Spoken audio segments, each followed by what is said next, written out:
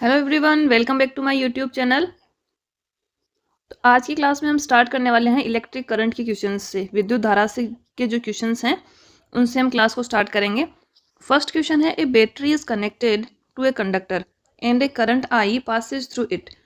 एक क्या है, एक चालक है, उसको एक बैटरी से जोड़ा हुआ है और उसमें से आई धारा प्रवाहित होती है। If the resistance of the conductor is made 4 times the current, यदि उस चालक से प्रतिरोध 4 गुना कर दिया जाए तो धारा कितनी होगी।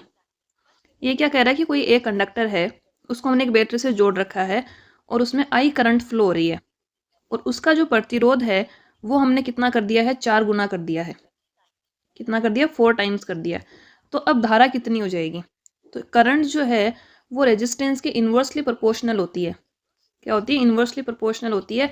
यदि इसको हम 4 गुना करेंगे, रेजिस्टेंस को यदि हम 4R कर दें तो हमारी धारा कितनी हो जाएगी, 1/4 हो जाएगी। तो इस कंडक्टर में करंट कितनी फ्लो होगी, बाद में 1/4 हो जाएगी। नेक्स्ट क्वेश्चन है, a 200 watt bulb is connected to a 220 volt source, the current through the bulb is.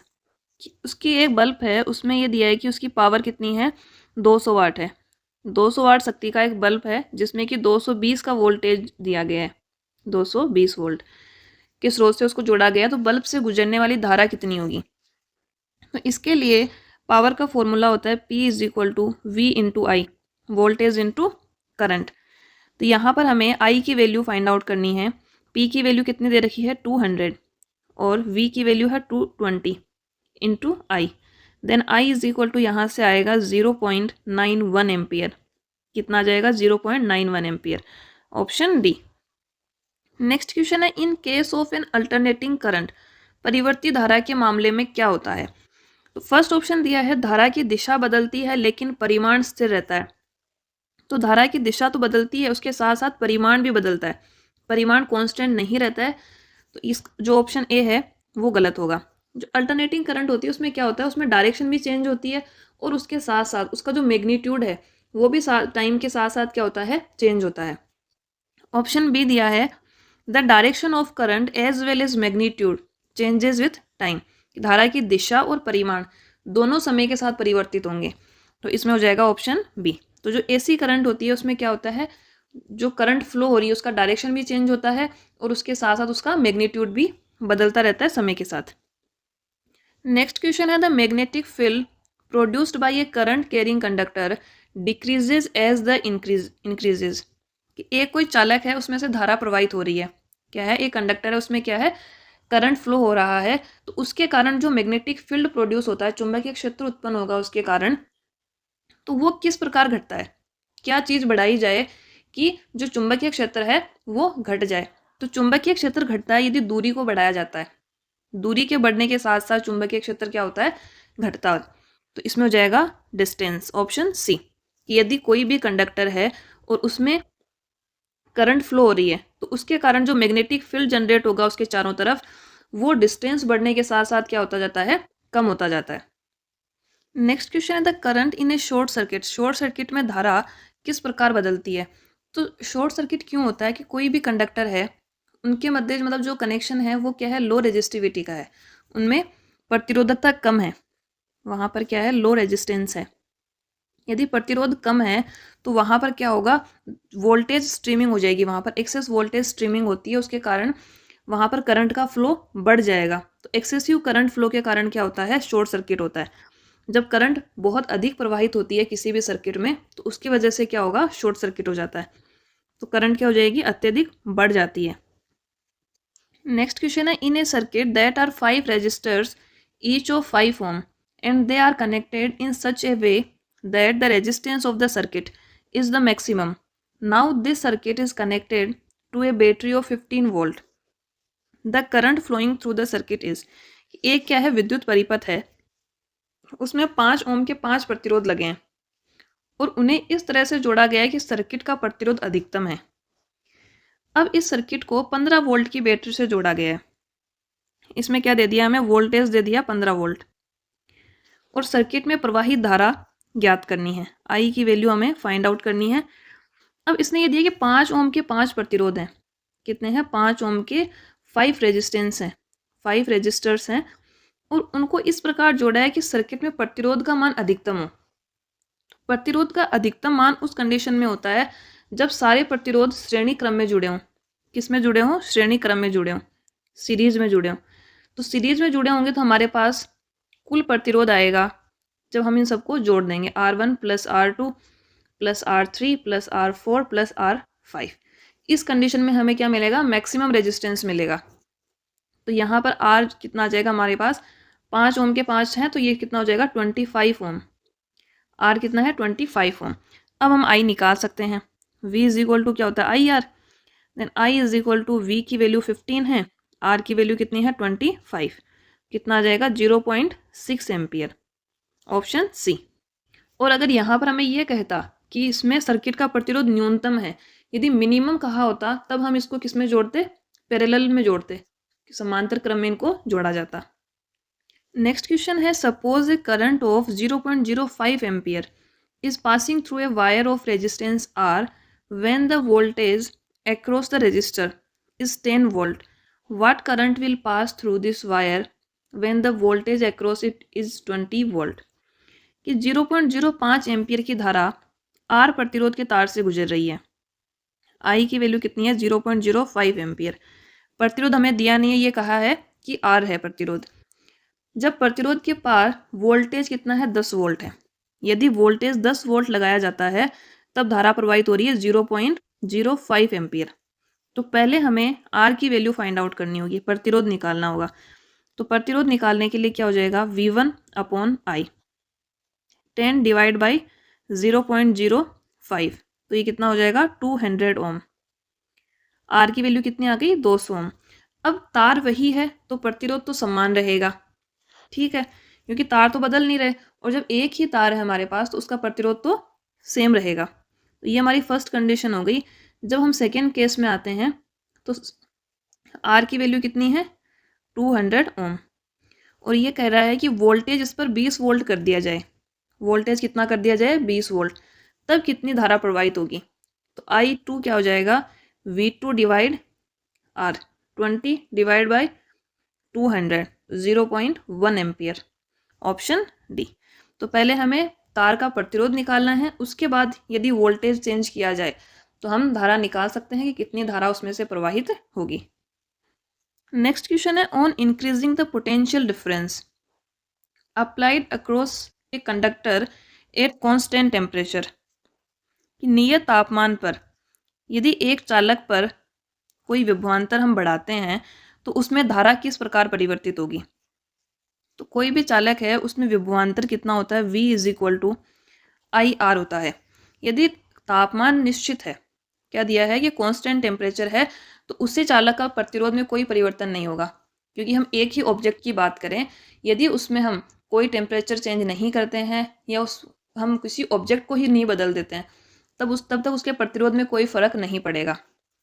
तो यहाँ पर ये कह रहा है कि नियत तापमान पर विभवांतर को बढ़ा रहा है, पोटेंशियल डिफरेंस को हम इंक्रीज कर रहे हैं, तब उसके करंट में किस प्रकार चेंजेस होंगे। तो यहाँ से हम कह सकते हैं कि I जो है वो V के डायरेक्टली प्रोपोर्शनल है। तो यदि हम V को बढ़ाएंगे तो हमारा I भी बढ़ेगा। यदि हम विभवांतर को बढ़ाते हैं तो इसमें धारा भी बढ़ती है, तो करंट भी क्या होगी? इंक्रीज होगी। नेक्स्ट क्वेश्चन है, an electric lamp of 40 ohm, a toaster of resistance 200 ohm and a water filter of resistance 400 ohm are connected in a parallel to a 200 volt source. Suppose an electric iron when connected to a 220 volt source draws the same current as that of the three appliances above, then the resistance and current flowing through the iron are.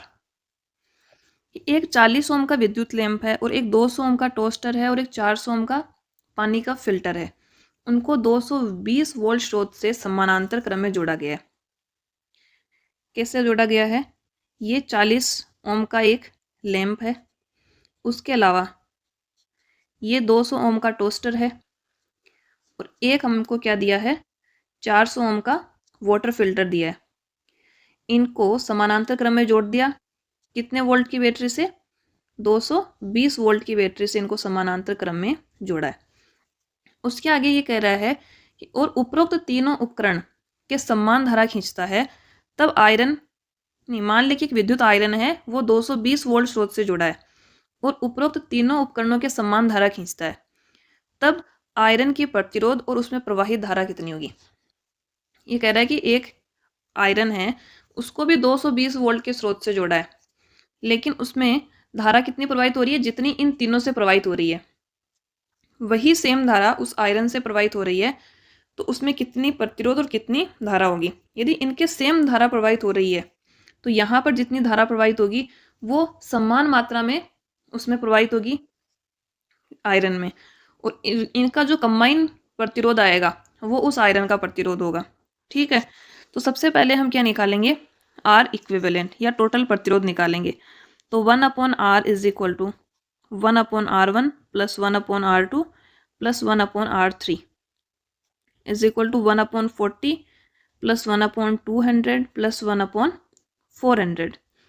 और इसको हम आगे solve करेंगे तो ये हो जाएगा 1/R, 400 इसका एलसीएम आ जाएगा, 10 + 2 + 1 13।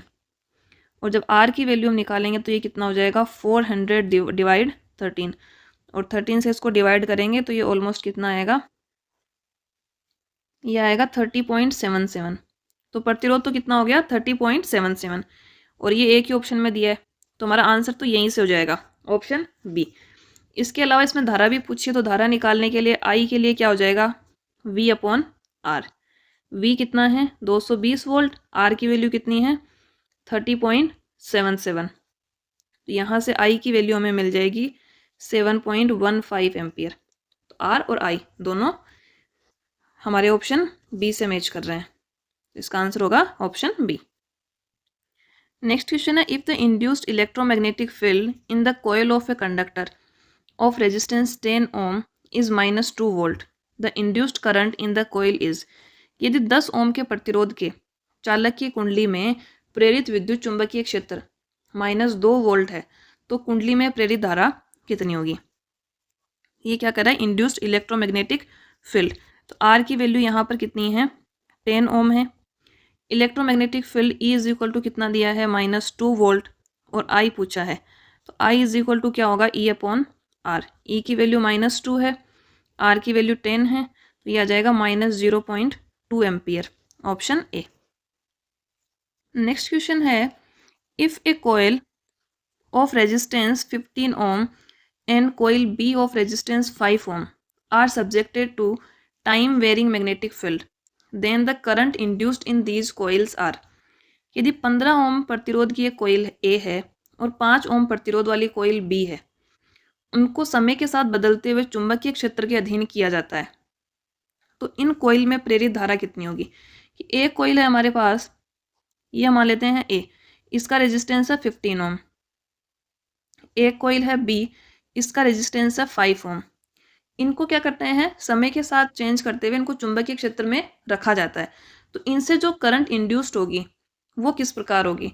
तो जब दोनों कॉइल का रेजिस्टेंस डिफरेंट है, तो वहां पर उनमें जो प्रेरित धारा होगी या जो इंड्यूस्ड करंट होगा वो भी क्या होगा, अलग अलग होगा। तो इसका आंसर क्या हो जाएगा, different, option D. Next question है, the part of an electric motor that reverses the direction of flow of current in it is. Electric motor का वह भाग जो इसमें विद्युत धारा की दिशा को पलटता है, वह कौन सा है। कि इलेक्ट्रिक मोटर में एक ऐसा भाग होता है जो कि उसमें विद्युत धारा प्रवाहित होती है, उसकी दिशा को क्या करता है, वो बदल देता है या रिवर्स कर देता है। तो उसके लिए पार्ट लगा होता है स्प्लिट रिंग। कौन सा होता है, स्प्लिट रिंग। नेक्स्ट क्वेश्चन है, the current flowing through a resistor is inversely proportional to its. कि प्रतिरोध में बहने वाली धारा किसके व्युत्क्रमानुपाती होती है। तो ओम के नियम से हम जानते हैं V इज इक्वल टू क्या होता है, IR, I is equal to V/R। तो ये प्रतिरोध की व्युत्क्रमानुपाती होती है, R के इनवर्सली प्रोपोर्शनल होती है, ऑप्शन बी। नेक्स्ट क्वेश्चन है, AC and DC are the form of. AC और DC किस रूप में होते हैं। तो AC और DC क्या है, एक ये चार्ज का फ्लो बताते हैं हमें। जो AC करंट है उसमें चार्ज फ्लो का डायरेक्शन जो है वो समय के साथ बदलता है, लेकिन जो DC करंट होती है उसमें समय के साथ जो डायरेक्शन में कोई परिवर्तन नहीं होता, एक ही डायरेक्शन में जो है उनका फ्लो होता है इलेक्ट्रिक चार्ज का। तो डायरेक्ट करंट और जो हमारी अल्टरनेटिव करंट होती है वो क्या है, एक तरह से चार्ज फ्लो के फॉर्म है। Option A. नेक्स्ट क्वेश्चन है the law which relates the resistance of conductor to current flow is called, कि वह नियम जो किसी चालक के प्रतिरोध को धारा के प्रवाह से रिलेट करता है उसे हम क्या कहते हैं, कि हमें उसके प्रतिरोध R और उसके करंट I में रिलेशन बताए। इनमें से कौन सा नियम है? तो केपलर का नियम, केपलर का नियम तो क्या है, ग्रहों की गति से संबंधित है। लैम्बर्ट का नियम, तो लैम्बर्ट का भी ऐसा कोई नियम नहीं है जो हमें प्रतिरोध और धारा के प्रवाह के संबंध में बताए। ऑप्शन सी है जूल का नियम। जूल का नियम हमें ये बताता है, जूल का नियम बताता है H is equal to I²RT। क्या बताता है कि किसी भी चालक में जो ऊष्मा उत्पन्न होती है उसकी वैल्यू कितनी होती है, I²RT। तो ये हमें I और R में रिलेशन बताता है। तो कौन सा हो जाएगा, ऑप्शन सी, जूल का नियम। नेक्स्ट है when a potential difference of 140 volt is applied to a resistance of 10 ohm calculate the amount of flowing current through it, कि जब 140 वोल्ट का विभवांतर है और 10 ओम का प्रतिरोध है, V की वैल्यू कितनी है 140 वोल्ट, R की वैल्यू कितनी है 10 ओम, तो इसके माध्यम से बहने वाली धारा की मात्रा की गणना कीजिए। तो उसमें से I कितना होगा, करंट फ्लो कितना होगा। तो I is equal to V/R। इतना इजी क्वेश्चन है, 140 divide 10 is equal to 14 ampere. Option ए।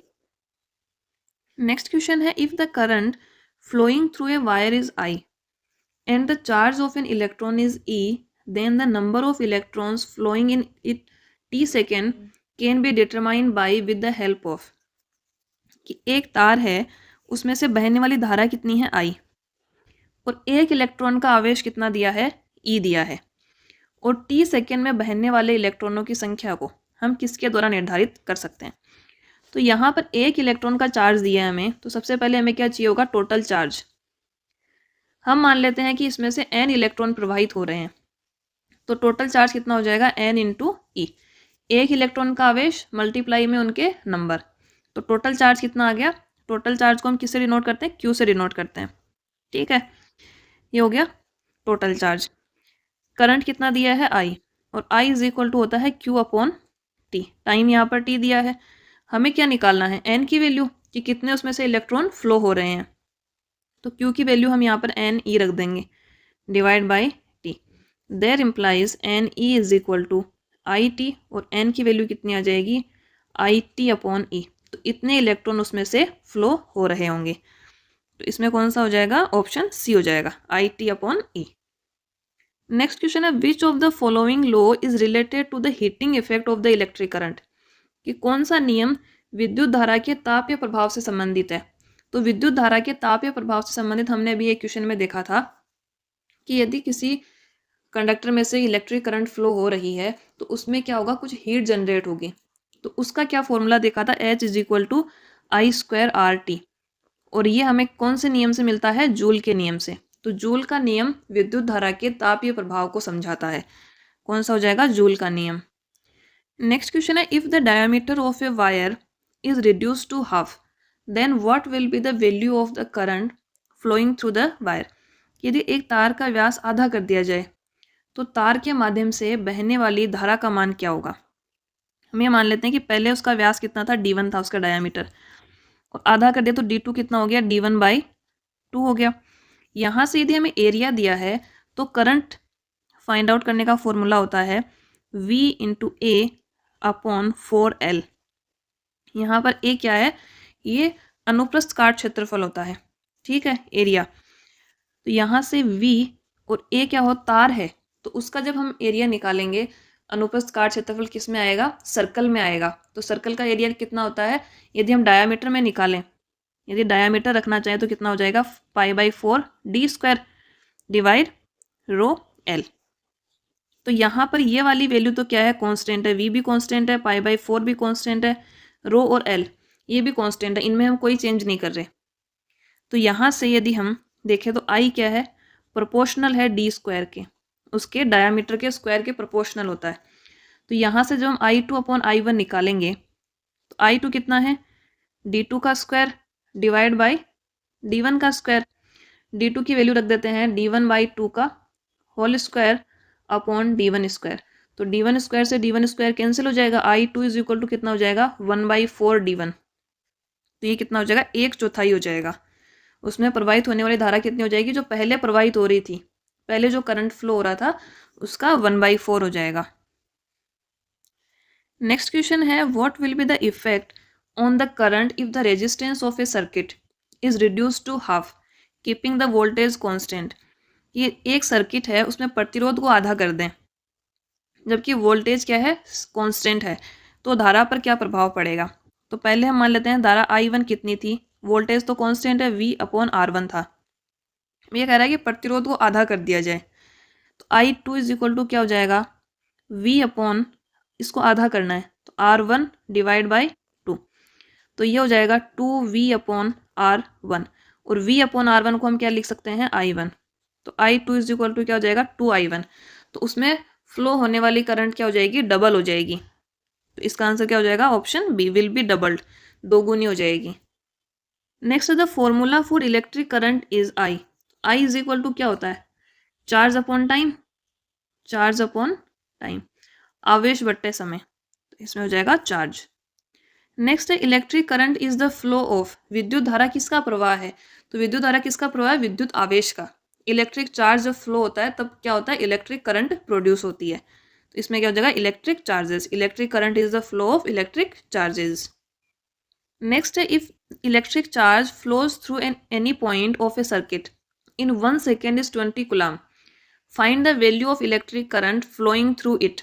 यदि एक सर्किट के किसी बिंदु से 1 सेकेंड में, टाइम कितना दिया है 1 सेकेंड में 20 कूलम का विद्युत आवेश बहता है, Q इज इक्वल टू कितना है 20 कूलम, तो वहां प्रवाहित होने वाली विद्युत धारा का मान क्या है, I is equal to Q/T, 20 divide by 1 is equal to 20 ampere, option B.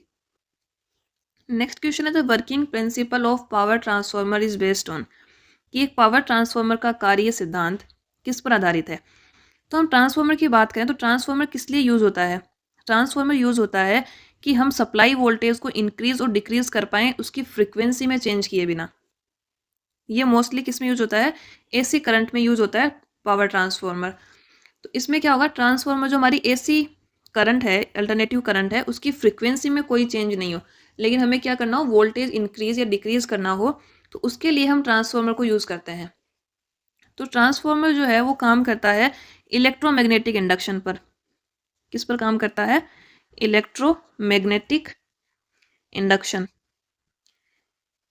Electromagnetic induction विद्युत चुंबकीय प्रेरण plus mutual induction and mutual induction, इस पर काम करता है पावर ट्रांसफॉर्मर या ट्रांसफॉर्मर। और ये बताया था सबसे पहले माइकल फेराडे ने, ये नियम किसने दिया था, माइकल फेराडे ने दिया, इसलिए इसको फेराडे का नियम भी कहा जाता है। ये हमें दे रखा है ऑप्शन डी में। तो पावर ट्रांसफॉर्मर क्या है, ये एक ऐसी डिवाइस है जिसमें हम जो AC करंट है उसकी फ्रिक्वेंसी को चेंज किए बिना वोल्टेज को इंक्रीज या डिक्रीज करने का काम करता है, और ये काम करता है on the basis of electromagnetic induction and mutual induction, और ये सबसे पहले बताया था माइकल फेराडे ने, इसलिए इसको फेराडे का नियम भी कहा जाता है। नेक्स्ट क्वेश्चन है why is the core of A transformer laminated, कि किस कारण से ट्रांसफॉर्मर के कोर को लेमिनेट किया जाता है। तो ट्रांसफॉर्मर की जो कोर बनी होती है ये सिलिकॉन स्टील की बनी होती है, किसकी बनी होती है, सिलिकॉन स्टील की बनी होती है, और इसको लेमिनेट किया जाता है, इसको लेमिनेट किया जाता है ताकि जो एडी करंट लॉस है उसको कम किया जा सके, reduce the AD current loss, जो एडी धारा उत्पन्न होती है उस हानि को कम किया जा सके, एडी करंट लॉस को कम किया जा सके, उसके लिए इसको लेमिनेट किया जाता है।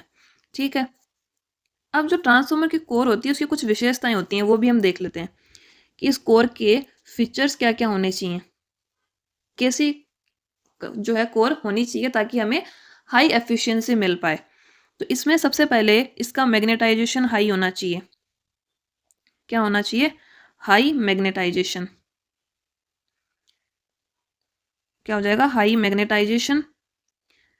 उसके अलावा इसमें लो हिस्टेरिसिस लॉस होना चाहिए, लो हिस्टेरिसिस लॉस। लॉस, ठीक है। थर्ड होता है इसमें कि एडी करंट लॉस कम होना चाहिए, जो कि हम बात कर रहे हैं अभी, कि इसके लिए क्या किया जाता है, कोर को लेमिनेट किया जाता है, लो एडी करंट लॉस हो। उसके अलावा उसकी इलेक्ट्रिक रेजिस्टिविटी हाई हो, हाई इलेक्ट्रिक रेजिस्टिविटी, रेजिस्टिविटी। यदि हम हिंदी में बात करें, हाई मैग्नेटाइजेशन, यानी कि उसकी चुंबकशीलता ज़्यादा होनी चाहिए, उच्च चुंबकशीलता, ठीक है। मैग्नेटाइजेशन क्या होना चाहिए उसका, हाई होना चाहिए। दूसरा क्या है, जो हिस्टेरेसिस हानि होती है वो कम होनी चाहिए, कम हिस्टेरेसिस हानि। दूसरा पॉइंट क्या हो गया, low hysteresis loss. Eddy current loss कम होना चाहिए, इसको क्या भंवर धारा भी कहा जाता है, भंवर धारा हानि कम होनी चाहिए। एडी करंट भी लिखा होता है उसमें देवनागरी लिपि में, या इसको भंवर धारा कहते हैं यदि हम वैसे हिंदी में बात करें तो ये क्या हो जाएगा, भंवर धारा हानि कम होनी चाहिए। उसके अलावा चौथा चौथा पॉइंट क्या है हमारा, कि विद्युत प्रतिरोधकता उच्च होनी चाहिए, उच्च विद्युत प्रतिरोधकता, ठीक है। ये चार इसकी विशेषताएं होती हैं कोर की। तो इसमें क्या हो जाएगा, option C, eddy current loss कम करने के लिए जो ट्रांसफार्मर की कोर होती है उसको लेमिनेट किया जाता है, और ये किसकी बनी होती है, सिलिकॉन स्टील की बनी होती है। नेक्स्ट है, ए कॉमन ट्रांसफार्मर ऑपरेट्स ऑन, एक सामान्य ट्रांसफार्मर किस पर कार्य करता है, तो सामान्य ट्रांसफार्मर अल्टरनेटिंग करंट पर काम करता है।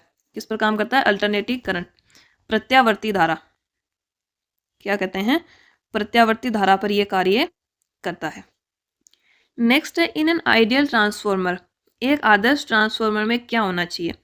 फर्स्ट दिया है, there is no resistance in the coils, कि ट्रांसफार्मर में जो कुंडलियां लगी होती हैं, कोइल्स लगी होती हैं, उनमें कोई प्रतिरोध नहीं होता, या उनका प्रतिरोध क्या होता है, शून्य होता है।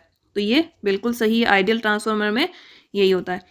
There is no loss in the core, कि जो कोर होती है उसमें किसी प्रकार की कोई हानि नहीं होती है, तो ये भी सही है। नेक्स्ट है, the core has infinite permeability या मैग्नेटिज्म, कोर की चुंबकीय पारगम्यता अनंत होती है, क्या होती है, तार जो कोर है उसकी चुंबकीय पारगम्यता क्या होगी, अनंत होगी। तो ये भी इसमें ऑप्शन सही है, तो इसमें क्या हो जाएगा, सारे हो जाएंगे इनमें से सभी। नेक्स्ट है, which of the following is not a basic component of a transformer, निम्नलिखित में से कौन सा ट्रांसफार्मर का एक मूल घटक नहीं है। तो हम ट्रांसफार्मर के बेसिक कंपोनेंट की बात करें तो उसमें एक तो होता है कोर, उसका बेसिक कंपोनेंट है, तो ऑप्शन ए हमारा सही है। प्राइमरी कोयल, प्राथमिक कुंडली भी उसका बेसिक कंपोनेंट है, और सेकेंडरी कोयल भी है। लास्ट दिया है म्यूचुअल फ्लक्स, आपसी प्रवाह है, या इसको परस्पर अभिवाह भी कहते हैं, क्या कहते हैं, परस्पर अभिवाह। तो ये ट्रांसफार्मर का मूल घटक नहीं होता है। यदि हम ट्रांसफार्मर में सप्लाई देते हैं, जब उसमें करंट सप्लाई किया जाता है तब उसमें म्यूचुअल फ्लक्स जो है प्रोड्यूस होता है, तो ये इसका बेसिक कंपोनेंट नहीं होगा, तो इसका आंसर क्या हो जाएगा, म्यूचुअल फ्लक्स। नेक्स्ट है, ट्रांसफार्मर कन्वर्ट्स, ट्रांसफार्मर किसको परिवर्तित करता है, तो ट्रांसफार्मर जो है वो वोल्टेज और करंट दोनों को रूपांतरित करता है, दोनों को कन्वर्ट करता है, तो इसका आंसर क्या हो जाएगा, दोनों, धारा और वोल्टेज। नेक्स्ट क्वेश्चन ये हमारा नेक्स्ट टॉपिक क्या है, इलेक्ट्रिक बल्ब, विद्युत बल्ब। तो इसके कुछ क्वेश्चंस हैं वो भी हम इसी में देख लेते हैं। नेक्स्ट क्वेश्चन की बात करें तो वो है, the filament of an electric bulb is made up of which of the given material, ये विद्युत बल्ब का फिलामेंट किस सामग्री से बना होता है। तो जो इलेक्ट्रिक बल्ब होता है उसमें जो फिलामेंट लगा होता है वो बना होता है नाइक्रोम का, सॉरी टंगस्टन का बना होता है। किसका बना होता है, टंगस्टन का बना होता है। तो टंगस्टन धातु है, इसी का क्यों बनाया जाता है, तो इसकी भी हम बात करते हैं। तो इसका मेल्टिंग पॉइंट हाई होता है, क्या है, मेल्टिंग पॉइंट हाई होता है, गलनांक उच्च होगा, और प्रतिरोध अधिकतम होता है, प्रतिरोध भी क्या होता है इसमें, उच्चतम होता है। रेजिस्टेंस भी क्या होगा, हाई होगा। तो टंगस्टन का ही क्यों बनाया जाता है, क्योंकि इसका मेल्टिंग पॉइंट भी ज़्यादा होता है और रेजिस्टेंस भी ज़्यादा होता है, तो इसलिए ये क्या है, अधिक तापमान को सहन कर पाता है। तो इसका आंसर क्या हो जाएगा, ऑप्शन सी। नेक्स्ट है, the power of an electric bulb of resistance 18 ohm if no voltage is applied across it is, एक विद्युत बल्ब का प्रतिरोध 18 ओम है और उस पर कोई वोल्टेज लागू नहीं है, तो उसकी शक्ति क्या होगी। क्या कह रहा है कि प्रतिरोध 18 ओम है और उस पर कोई वोल्टेज नहीं है, जब वोल्टेज ही नहीं है तो उसमें पावर कहाँ से आएगी, तो इसका आंसर क्या हो जाएगा, 0 वोल्ट। तो यहाँ पर तो वोल्टेज हमें क्या दी हुई है, 0 दी हुई है। अगर वोल्टेज की वैल्यू कुछ हमें दे रखी हो तो फॉर्मूला हम कौन सा यूज़ करेंगे, V²R, ये हम फॉर्मूला यूज़ करेंगे पावर को निकालने के लिए। नेक्स्ट क्वेश्चन है, which of the following properties is required for a material to be use in the filament of an electric bulb. निम्नलिखित में से कौन सी विशेषता एक सामग्री के लिए आवश्यक है जो एक विद्युत बल्ब के फिलामेंट में उपयोग की जाती है। तो बल्ब के फिलामेंट में यूज़ करने के लिए क्या होना चाहिए, एक तो उसकी रेजिस्टिविटी हाई होनी चाहिए, उसके अलावा उसका मेल्टिंग पॉइंट हाई होना चाहिए। फर्स्ट ऑप्शन दिया है लो मेल्टिंग पॉइंट या उसका निम्न गलनांक बिंदु। क्या दिया है, निम्न गलनांक बिंदु। तो गलनांक बिंदु क्या होता है, अधिक होना चाहिए। तो पहला ऑप्शन तो क्या है, गलत है। फिर दिया लो टेम्परेचर, तो लो टेम्परेचर भी नहीं होगा। सी हाई कंडक्टिविटी, उच्च चालकता भी नहीं होती है। डी है हाई रेजिस्टिविटी, उच्च प्रतिरोधकता। नेक्स्ट है Ram bought a bulb rated as 50 watt and 220 volt. When it is connected to a 220 volt supply, its resistance will be।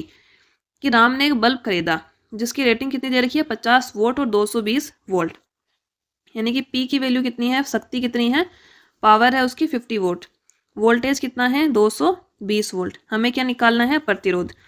तो P इज इक्वल टू क्या होता है, P इज इक्वल टू होता है V²/R। क्या होता है, V²/R। तो P is equal to V कितना हो जाएगा, 220 इंटू 220 डिवाइड R, और P की वैल्यू कितनी है 50। तो यहाँ से हमारे पास R की वैल्यू आएगी 968 ओम, 968 ओम।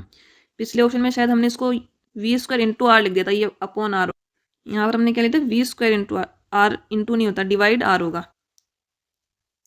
नेक्स्ट है why is the filament of the electric bulb usually made of tungsten.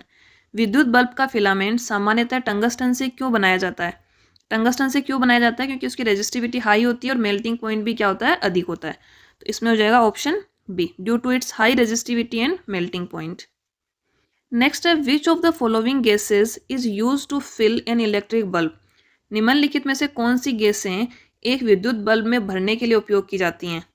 तो विद्युत बल्ब में भरने के लिए यूज होती है आर्गन और नाइट्रोजन गैस। कौन कौन सी यूज होती हैं, आर्गन और नाइट्रोजन। इन्हीं को क्यों यूज किया जाता है, क्योंकि ये जो गैसेज होती हैं ये केमिकली इनएक्टिव होती हैं, रासायनिक रूप से क्या होती हैं, अक्रिय होती हैं, इसलिए इनको यूज किया जाता है आर्गन और नाइट्रोजन गैस को। नेक्स्ट है a battery illuminates a bulb, what type of conversion occurs in this process. एक बैटरी एक बल्ब को रोशन करती है, इस प्रक्रिया में किस प्रकार का रूपांतरण होता है। तो एक बैटरी जो है वो रासायनिक ऊर्जा को विद्युत ऊर्जा में परिवर्तित करती है। क्या करती है, रासायनिक ऊर्जा को विद्युत ऊर्जा में परिवर्तित करती है। तो इसका आंसर क्या हो जाएगा, ऑप्शन बी। नेक्स्ट हमारे थोड़े से क्वेश्चन है इलेक्ट्रिक सेल के बारे में, विद्युत सेल जो होता है उससे संबंधित है। तो पहला क्वेश्चन है to maintain the current in a given electrical circuit the cell has to spend energy stored in it. कि एक विद्युत परिपथ है, उसमें धारा बनाए रखने के लिए सेल को उसमें संचित कौन सी ऊर्जा खर्च करनी होती है।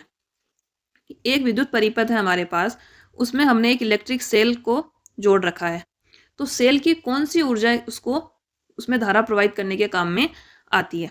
तो वो आती है उसकी केमिकल एनर्जी, रासायनिक ऊर्जा। तो सेल में जो केमिकल एनर्जी होती है उसको वो किस में कन्वर्ट करता है, इलेक्ट्रिकल एनर्जी में कन्वर्ट करता है और परिपथ में धारा को बनाए रखता है। नेक्स्ट क्वेश्चन है battery capacity is expressed in. Battery की क्षमता को किस में व्यक्त किया जाता है। तो बैटरी की क्षमता को हम रिप्रेजेंट करते हैं एम्पियर इंटू आवर में। किस में जो है व्यक्त करेंगे, ampere into hour, option A. Next है which of the following devices converts chemical energy into electrical energy. निम्नलिखित में से कौन सा उपकरण रासायनिक ऊर्जा को विद्युत ऊर्जा में परिवर्तित करता है। तो रासायनिक ऊर्जा को विद्युत ऊर्जा में कौन परिवर्तित करता है, बैटरी। नेक्स्ट है which of the following tips helps to maintain the potential of the conductor. कि किसी भी उपकरण में विभवांतर को बनाए रखने का काम कौन करता है। तो विभवांतर को बनाए रखने में मदद करता है सेल या बैटरी।